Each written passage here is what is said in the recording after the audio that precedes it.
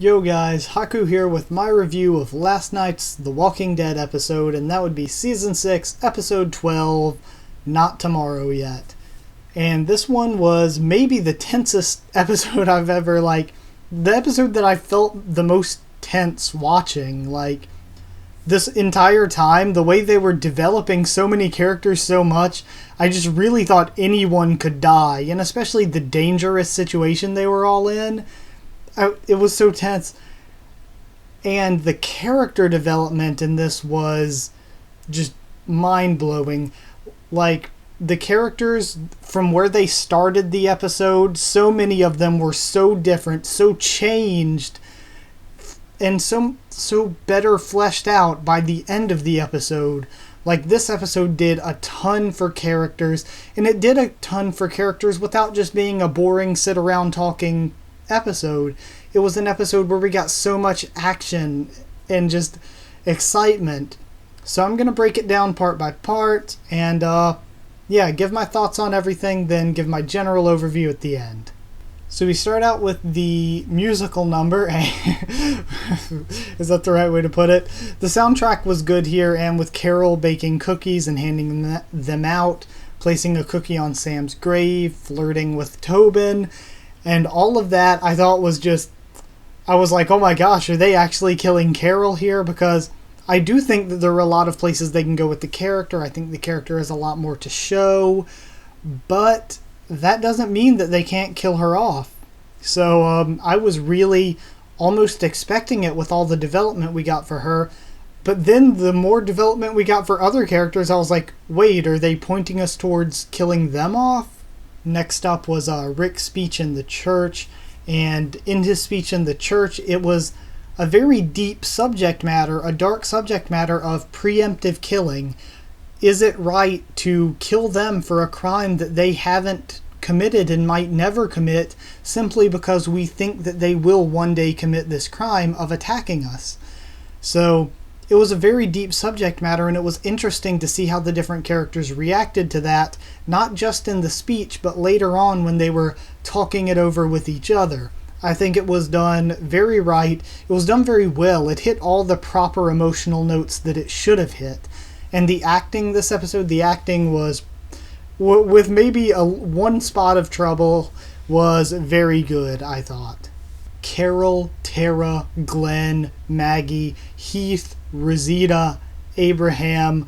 There were so many characters, Gabriel, that got just an amazing amount of character development. We saw a lot of them.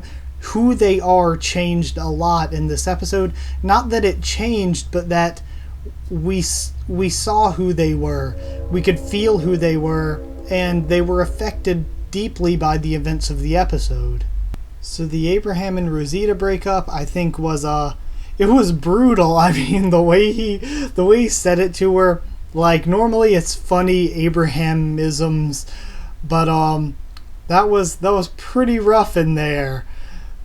But I think that the way it was done was in character for them, and it was done very well cinematically. It made for very good visuals, and I don't know, things were framed nicely. I feel like that was a really good scene, and the acting was good as well. I think it kind of, it caught the emotion that it needed to without dwelling too much on it. It didn't spend too much time there, so it gave them what they needed to show the audience without going too overboard with it or anything.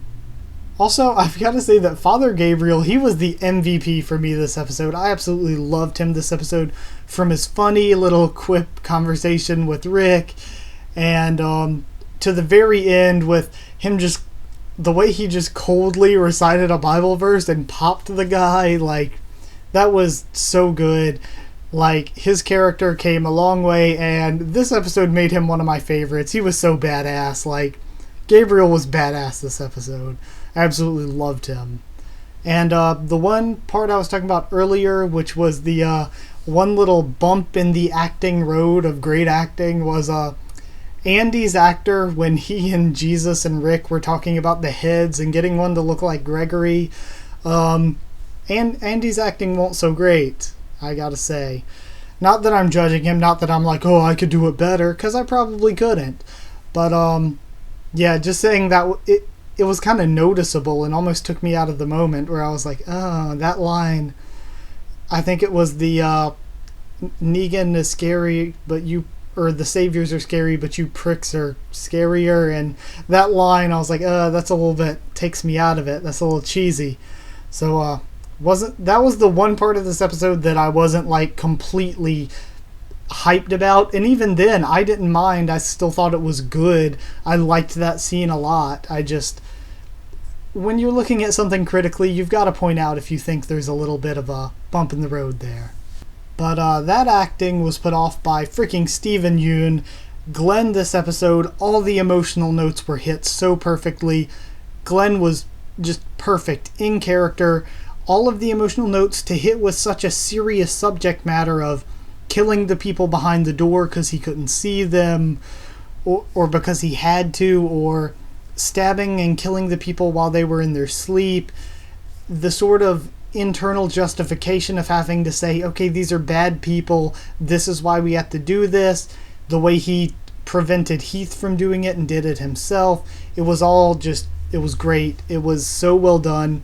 And I think it was almost great, not really symbolism or foreshadowing, but the way that he did kill those saviors from behind the door that time, he and Heath, was kind of showing, okay, we didn't see them dying. Did that make it easier for us to kill them? That sort of thing than when they were stabbing them in the head. But either way, the result was the same. It was very, it was very thought-provoking, I guess, the entire episode with the dark theme of preemptive attacking. And I think it was handled very, very well. I really, really enjoyed it. It was nice to see Jesus kill that one guy, but I'm still... Show Jesus is still nowhere near the level of comic Jesus for me thus far. His fighting abilities have not been shown off like I was expecting them to, and I'm not disappointed. I think the actor's doing a good job. They're doing a good job of writing it. I would just like to see... I'd like to see more badassery. I can't think of a good word. I'd like to see more from Jesus in the way of fighting and action scenes. Also, do you guys think that there was a little bit of foreshadowing in the in those pictures that were hanging on the wall that Glenn found, and that it was Glenn that found them? A little bit of foreshadowing there, maybe. Not gonna spoil anything from any comics, but maybe that's how that's happening. Also, I gotta say that the infiltration of this place that, oh yeah, it was the place I called it in the predictions from the promo with all the satellites. So, yeah, the infiltration and the combat was so well choreographed. It was very well done. You could tell that the writers did their research and did their work, and the people they have on set to help them with that sort of police and military stuff. And like the SWAT sort of infiltrating, whatever, the people that help them with that stuff, they did a good job. They made it look really, it felt pretty real, and it was well choreographed.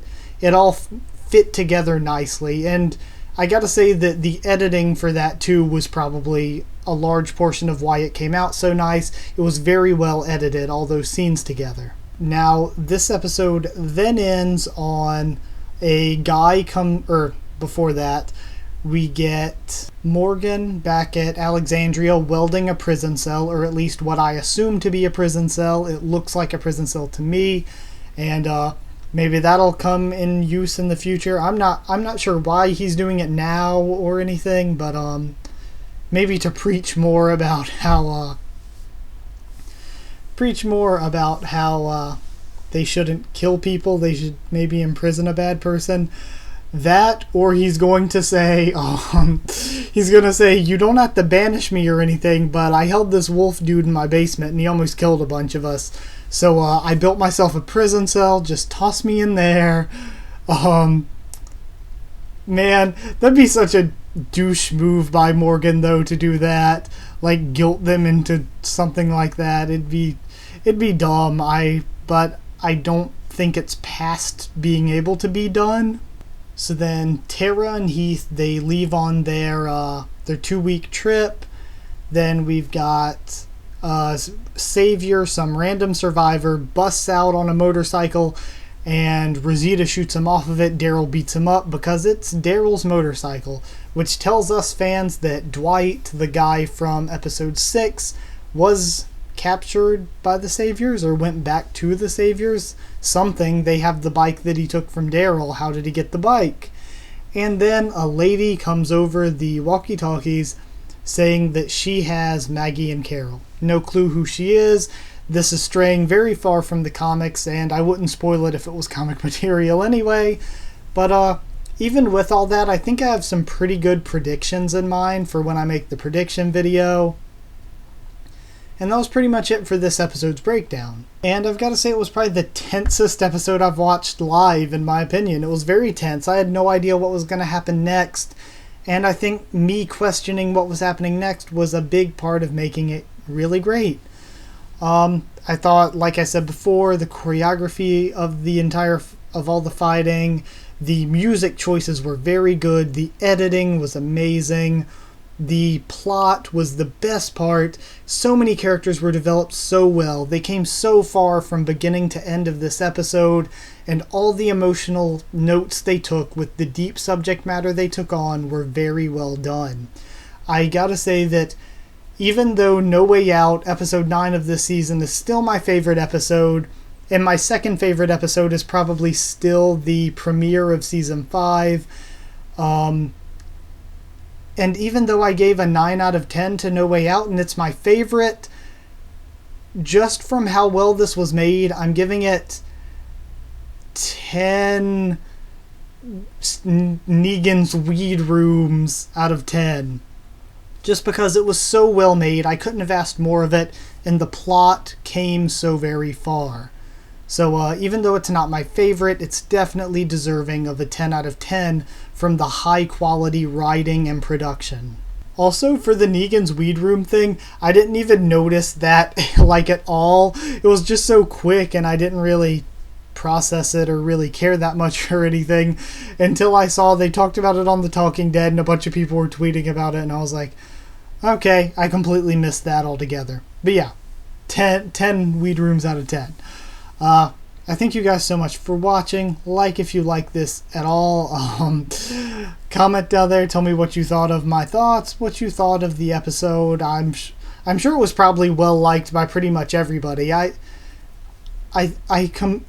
picture most people really liking this episode. It didn't really do anything that I think would piss anybody off. So yeah. Subscribe if you want more of The Walking Dead. I cover the comics and the TV show.